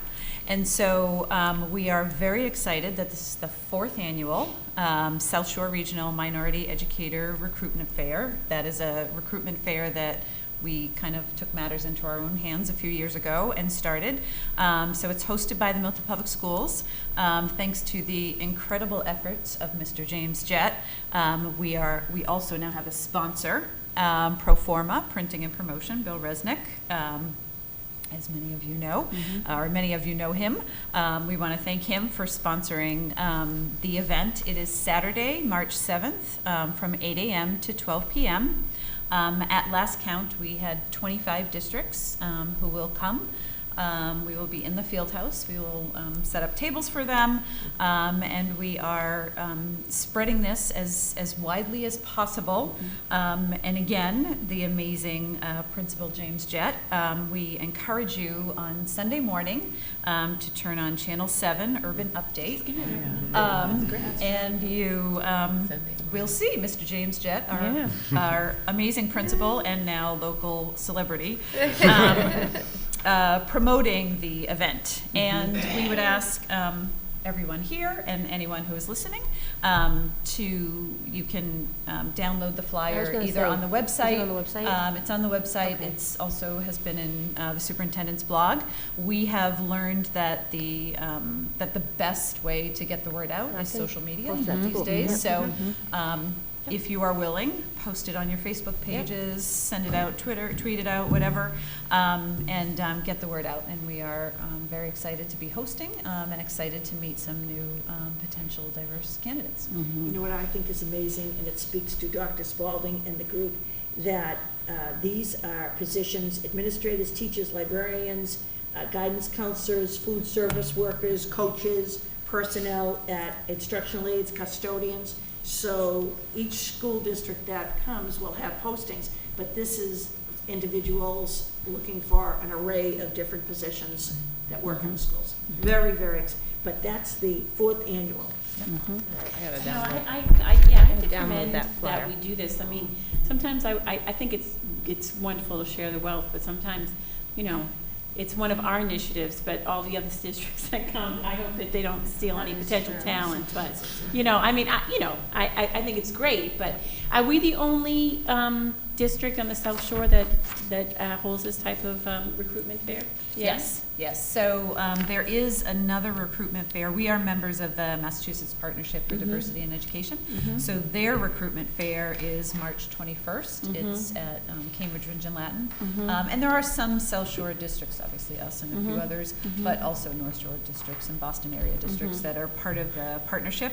But many of those districts are coming here. We actually Waltham just reached out yesterday and said, wait a minute, we heard, can we come? So they will be Are we coming. going to go to their fair? Oh, yes, yeah, I'll be Okay. there with a couple of folks on the 21st. Yeah. That's great. So 8 to noon Okay. in the Copeland Fieldhouse. Thank you, Doe. Thank you, Superintendent Gormley. OSU Policy Subcommittee, Dr. Donahue. Thank you. So you skipped. Finance. Oh. You're having fun tonight, aren't you? I don't know. Talk about. Not on my game, I'm sorry. No, it's fine. Finance Subcommittee. Okay, so the first item under finance is the FY21 budget. So we still have a gap in the budget as a town. So what we did, well, first of all, I want to refresh everybody's memory with what our original list was. This list was formed by paring down all the needs and the asks from the principals, from the technology department, from the special education department, and all other stakeholders. And we pared it down to our absolute needs. And these are those needs. Restoring the technology teacher at the elementary level, 4 recess aides at the elementary level, restoring the 0.6 full-time equivalent elective teachers, that would be 3.2s, to restore those teachers to a full-time equivalent as opposed to a 0.8. 1 world language teacher, because those classes are really high. A guidance counselor, and those 3 that I just said are at the middle school. At the high school, 3 core teachers, and restoring full club and activity funding, and district-wide, an assistant director of special education and an additional bus. So what we did in finance was we reviewed where we were with the budget, and we looked at our Medicaid funds. Medicaid, recently, there are categories that have been added to what we can charge back from Medicaid. So that money is coming in a little higher than it was in the past, but that money can only be used for special education. We need to have a fund for unexpected, unanticipated events like out-of-district placements, but we need a careful assessment of those funds and our expected Medicaid incoming funds and believe that we can fund the position of Assistant Director of Special Education through those Medicaid funds, which takes our ask down by almost $100,000 for that position. It's $98,000. We also reviewed the high school request. As I just said, we asked for 3 core teachers, but at our last school committee meeting, I'm sure you all recall that we voted for budgetary reasons, for this exact reason, to eliminate, for Principal Jett's proposal to eliminate public speaking as a requirement for the high schoolers, and that some of those skills would be built into English classes. So we can reduce our ask, therefore, by 1 core teacher at the high school for about $67,000, which means that we are going to reduce our ask from the warrant committee by $165,000. So we just voted that at our last finance meeting, which ended about 20 minutes before this meeting started. So I want to thank everybody who showed up, who was able to show up for that meeting. It was listed as a full school committee meeting. We also need to have a vote, though. Do we need to revote that Yes. here? Yeah. Okay, we'll revote that here because one member wasn't able to show up for that. So that was the recommendation. That was voted by the full school committee. That wasn't really a full school committee. It was posted as a full school committee.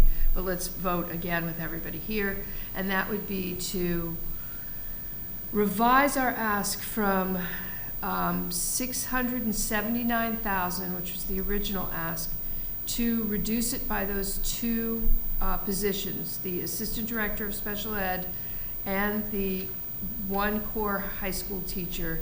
And that means that our revised cost estimate is $514,000. So I'm making the motion to revise our budget request to $514,000. A second. Is there any discussion? Okay, all in favor? That's unanimous. Thank you very much. Thank you. Okay, and then the last thing that I need to do from finance is the approval of the vendor warrants. And so I'm going to make a double motion to approve vendor warrant number 33, payable February 13th, 2020, in the amount of $361,580.65, and to approve vendor warrant number 35, payable February 27th, 2020, in the amount of $442,067.05. Second. Thank you. All in favor? That's unanimous. Thank you, and so ends the finance report. Okay, now on to the executive question. Thank you, Chair. So you have attached a list of policies that the policy subcommittee reviewed, and we are, they were voted on at the policy subcommittee for readoption. Periodically, we go through our policies and update them and revise them as needed. This is a group of policies that did not require a tremendous amount of change. As you go through, most of them are, the only significant change is the addition of the potential reapproval date today. I'll draw your attention to policy DBE, the budget process. And we revised things slightly there, in part incorporating the select board's new name, and in part eliminating some of the, what we thought were redundancies in the locations that we would provide published hard copies of the of our budget books in this electronic age where it's so easily disseminated. We thought that some of the locations were redundant. I will also draw your attention to policy DI, the fiscal accounting and reporting policy, which is the last one in your packet. And there, we reduced the burden on the superintendent and by extension, the assistant superintendent of business affairs to report to us monthly on the financial statements of the town. We reduced that to quarterly, which is, I think, more practical. There are a couple other instances where you'll see that we have cross-referenced policies that we have worked on in the interim over the last few years. And I'll draw your attention to policy DDA, grants or gifts from private sources. We've cross-listed a reference to our online and crowdsourcing policy. And policy DFD, where we have cross-referenced our cash management policy as well. So with the chair's indulgence, I'd like to invoke our expedited process if that's acceptable. Agreed. And I'll give, I'm happy to answer any questions. Yes, Dr. Craig? I'm just wondering about, for the budget process, the changes that you made. I agree that there is definitely redundancy here, but I'm wondering about taking out the town clerk's office as a place to have one of our budget books. It seems to me to be a relatively, a more accessible place at town hall. Certainly the library is the best place, but a really accessible place at town hall to be able to get a hold of that book, if you wanted to. Going to the town administrator's office or the town accountant's office isn't as easily accessible, I think. That's a good point. Does the town, and I'll ask the superintendents, the town clerk ends up with a copy of our budget book typically? Not unless she gets Not it unless from we the give it to us. town administrator or the town accountant. We have Yeah. not, in my memory, left one at the town clerk's office. And that was another facet to this, that we were conforming with reality as well. With reality, okay. I'm happy to, if the membership feels that it's important to keep that in there, then I'm happy to do so, but I think it has not, we have not been doing that for a while. Do we know how often people come in and request to look at it, or we don't know? Anywhere? I've never heard of anyone coming in to Okay. request to look Yeah. at it. Anyway. Okay, then the point is probably, and it's at the library, so I'll let it go. Thank you, though. That's a good point. I know Member Everhart would like that less killing of trees, like as she Well, just I mean, you says. know how I feel about that. I know how you do. but I it's know, okay. because It's online, too. I It's would like to online. Our say budget book that is is, online, you know. accessible. I know online is, I like paper, too. I do, but Yeah, it's the binders more than the actual paper. Yeah. I'm sorry. We can, like, maybe make those nice spiral things or something. Just saying. Any other comments? You open it up. No, I was, I couldn't remember what policy, we referenced the Crowdsourcing. sourcing, so thank you for, I was like looking through my notes, I was like, what, where did we put that again? Because that's kind of important. Okay, DDA, right, okay. All right. So therefore, I will move under our expedited approval process to reapprove with edits, as in the packet, policies DA, fiscal management goals, policy DB, our annual budget, policy DBD, budget planning, policy DBE, budget process, policy DBI, budget implementation and transfer authority, policy DC, cash management, policy DDA, grants or gifts from private sources, policy DFD, gate receipts and admissions, policy DGA, authorized signatures, policy DH, bonded employees and officers, and policy DI, fiscal accounting and reporting. Second. Thank you, Chair Rowley. All in favor? That's unanimous. Thank you very much. Okay. Transportation and Traffic Safety Advisory Committee, member Ibarra. So should we have an update? Let's see. Well, on Monday, was it Monday, Sheila? On Monday evening, this past Monday, which was the 4th, we had an open forum meeting here at the high school about transportation, because last year in the beginning of the school year, we heard from many unhappy, not many, okay, some unhappy families that we hadn't told them enough about our policies, our procedures, around transportation, about who gets on the bus, what happens when you don't get on a bus, about the first come, first serve. So we decided the best thing to do would go out into the community and have several meetings during this time of the year when parents are thinking about the upcoming school year. And so we had the meeting on Monday evening, and unfortunately, nobody came to the meeting except for Mr. Jett and Mr. Fish and Dr. Pavlicek and Superintendent Gormley and Sheila and I, and Rachel Shaner, One of our and transportation. and Lee Toma from Yeah. the Bike Two Commission. members of our regular Transportation Committee. So I had a great conversation with Lee about some bike ideas and safety for pedestrians, and Rachel shared with us some concerns about walking through the neighborhoods near the Pierce and respecting property, but that was it. So I know it wasn't a great night because it was the Monday that we came back from vacation, but it was the only night available to us, given all the demands on the district. And we will be having 2 more of them, one at the Glover School, one at the Glover, 3 more, I apologize, one at the Glover School, one for a combined Collycott-Cunningham conversation, and one at Tucker. And we will send out the dates through the superintendent's blast.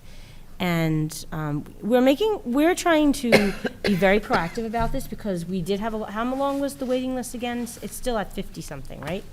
And last year, the issue was that people thought if they signed up by the deadline that they would be guaranteed a spot. That did not happen, because what have we been talking about all night? Enrollment. It's like a bad word and a good word. And so that's going to happen again. So it's going to happen again. People are going to sign up, they'll sign up on time, and they might not get a spot. We discussed multiple times at our advisory committee, should we look at different things about not just first come, first serve first? Should we prioritize distance from school, grade from school, siblings? And we decided at this moment we're not going to change any of that. But we do want to offer people the opportunity to come and ask us questions. If you have concerns right now about pick-up and drop-off procedures, we wanted to share the good news about the consultant that we're working with, and that the bids, the RFPs, is that what they're going out today? We're sending them out to a lot of bidders in the hope that we're going to get some more bids. But it is an issue for us in terms of what families need. So if you want to talk about it, there will be 3 more opportunities to do so.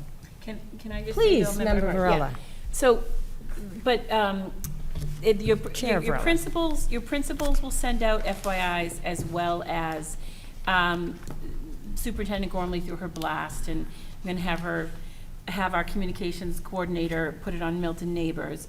The strategy is to have, much like we did with school committee, is to go out with the transportation issues and have a site meeting at the schools. That's why we're doing a Cunningham Collicott, we're doing one for Glover, one for Tucker, because we want to talk to, our Transportation Advisory Committee has a parent rep from each school, and we usually have, monthly meetings, but we thought with the enrollment crisis that it would be advantageous to go out and have site meetings and to cover all the busing information and what we're doing with the consultant, as well as touching base on the safety issues at pickup, drop-off, enrollment crowding, whether or not, at Cunningham Collicott, safety patrol, not safety patrol, they have the safety patrol in place, but the crossing guards in the afternoon.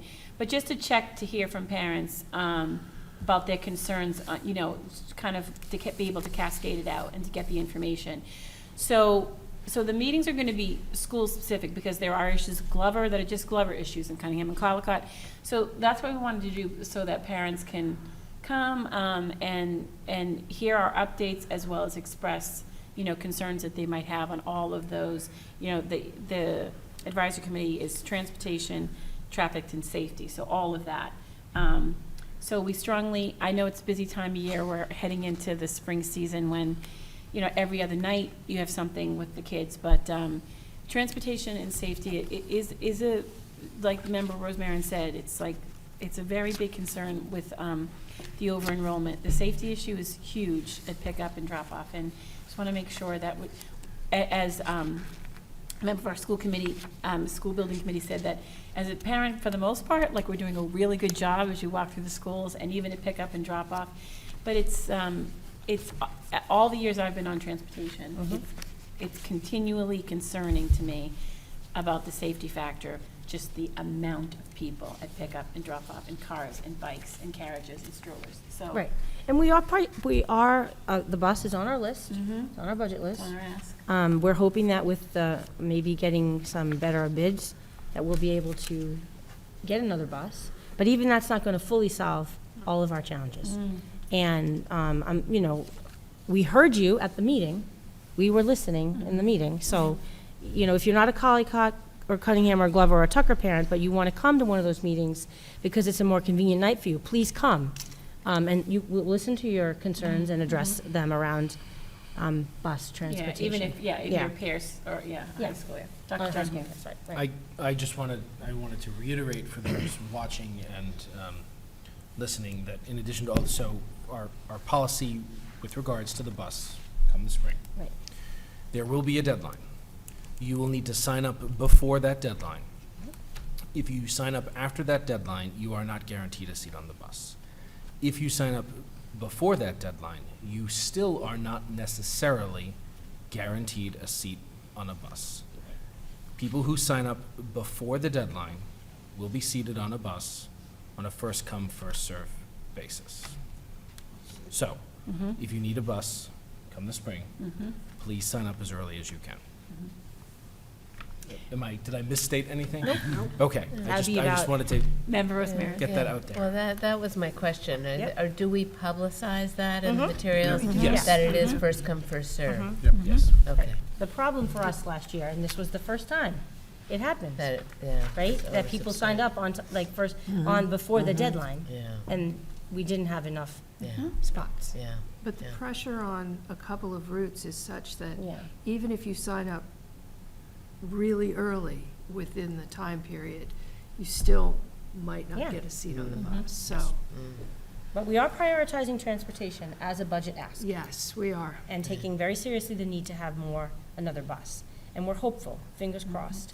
I said it reminds me Yeah. of the days before we had full-day kindergarten, and it would be sign up for kids, so that, you know, people were I there. was just Electronic, thinking it's the like same thing. people, We used to sit in the people were parking sitting lot. there with lounge chairs, like on the sidewalk, you know, at 5 a.m. in the morning, because it was like, I Totally. might be here for the day, but it's first come, first serve, and you could just get, you know, so it's sort of the electronic version of KEDS back in the old days, yeah.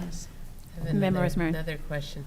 Could I ask you or Margaret, whoever, to write a little paragraph about the transportation issue related to Oh, sure. school overcrowding We'd be that I happy could to do include that. in the SOI? Yeah, Sure. That would be great. yeah, absolutely. That's a wonderful idea. We hadn't Yeah, thought about that. Yeah, it's And it is a just problem. another I'm being a little element bit, sarcastic there. No, it's. But it is a serious problem, and we are taking it seriously. Yeah. But we want to make sure that people are informed about Yeah. it. Yeah, the fact that there are waiting lists for buses and waiting lists for community After schools, schools. after schools, I mean, it's just, And can I ask Yeah, though, example. even, so there's the bus issue, but have the principals, especially at Cunningham and Collicott, spoken about, again, they're handling the situation extremely well, but because of the number of children and families that, walk and, the pickup and drop off, talked about this, just the feet on the ground safety issue at those buildings. Again, managing it well, but it's very heightened at at the drop-offs in the morning and the pickups in the afternoon. Maybe a little bit better in the afternoon because so many kids are going to the after-school program, so there is that. But, it's, the principals are out there every day crossing. I mean, and you can't even, they can't even speak to you. You can't even say like, hey, Principal Concannon, like, she can't speak to you because she's crossing one slip, and, you know what I mean? And I many a times, being on this committee, I work remotely like 1 or 2 days a week. I will go up to watch it, and I was a Cunningham-Collicott parent for, I don't know how many years, I lost track. Never had I seen what I see now, as far as just the heightened intensity of one small slip, and anything could happen.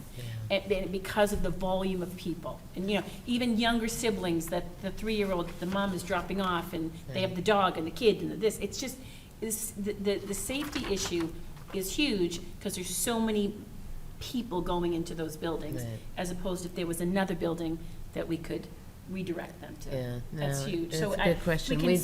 I didn't ask the principals about transportation, and so we didn't get that. Yeah. But it's a really It's a huge helpful to safety hear. factor If we could about just this write so up many. a So we'll paragraph add for that that, in, that would Barbara. be Yeah, great. I'll work on that this week. Thank Both the you. buses Yeah. and feet on the ground. Yeah. Sure. About, is someone gonna get hit? I mean, I'm so grateful we've had no snow this year, Yeah. so we haven't had too. snow bend, all that, ice, this, that, all that. It's Right. huge, yeah, so definitely add that there we in. go. Great, thank you. Anything else, Margaret, on? No, transportation? All right, nope, that's about it. so just, what, do we have the, I'll just say Because out we loud moved the dates. dates, I'm a little anxious about, like, the dates that we had on the minutes were, they're different.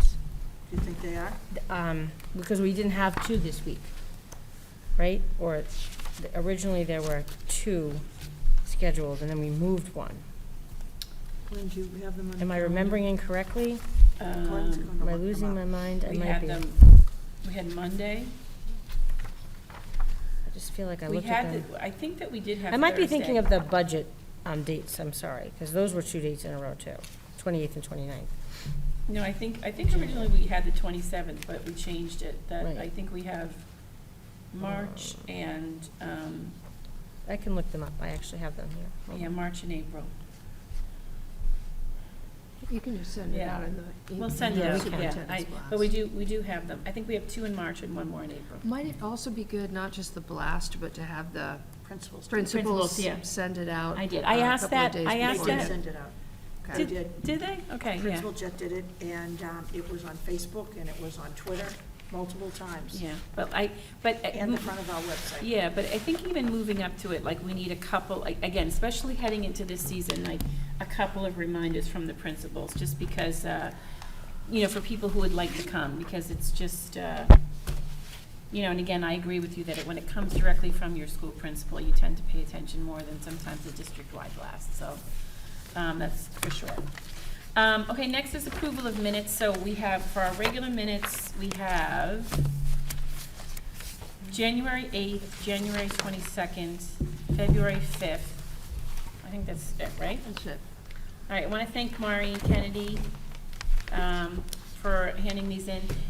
Did anyone have any, I'm going to make a recommendation to approve them. Again, the dates are the minutes of the January 8th, 2020 meeting, January 22nd, 2020 meeting, and the February 5th, 2020 meeting.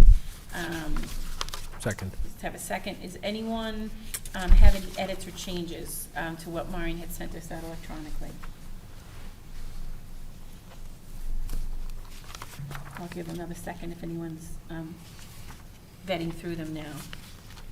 I'm just trying to remember where I saw those dates. I guess they weren't in here.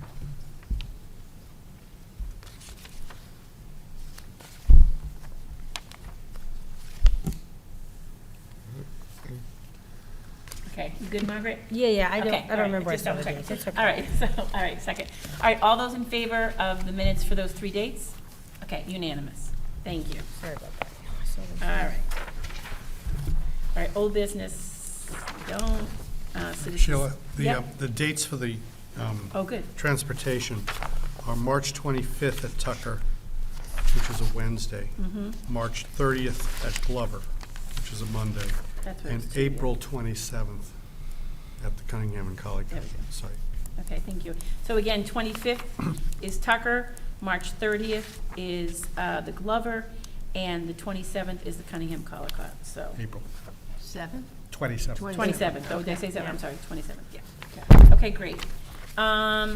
Citizen speak topic, we don't have any. Next meeting, agenda items, let's just double check what we We've have on made there. a little adjustment Okay. because of a conflict at one of the schools. So you had asked for the Director of Pupil Personnel. She's the next meeting, and that's this coming Wednesday. Oh, okay. We have, next Wednesday is, Yes. Yep. So it was a site Because council of- that had to be rescheduled. so March 4th, okay. All right, anything else, that anyone would want to speak to on March 4th? No, it's good? Okay. Okay, then I'm going to make a motion to move into executive session. Where's my verbiage for that? Purposes of some. Contract negotiation. Return Yeah. to. Here, it's right there. Here we go.